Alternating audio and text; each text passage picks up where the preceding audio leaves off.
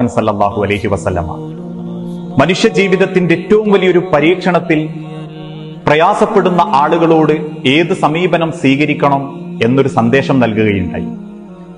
നമ്മളെല്ലാവരും അറിയുന്നത് പോലെ സ്നേഹിക്കപ്പെടാൻ മാതാപിതാക്കളുടെ സ്നേഹം നഷ്ടപ്പെട്ടു പോകുന്ന അനാഥകളായ മക്കൾ, ആ അനാഥ മക്കളുടെ സംരക്ഷണത്തെപ്പറ്റി മഹാനായ പ്രവാചകൻ സല്ലല്ലാഹു അലൈഹി വസല്ലമ ഓർമ്മപ്പെടുത്തിയത്, അനാഥ മക്കളെ സംരക്ഷിക്കുന്നവനും ഞാനും സ്വർഗത്തിൽ ഇതുപോലെയായിരിക്കും എന്ന് രണ്ട് വിരലുകൾ ചേർത്തു പിടിച്ചിട്ടായിരുന്നു നബി സല്ലല്ലാഹു അലൈഹി വസല്ലമ കാണിച്ചു തന്നത്.